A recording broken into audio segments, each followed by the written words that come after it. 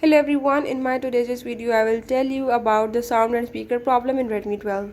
So in this device Redmi 12, if you are facing the sound or the speaker related problem, I will show you how you can fix it.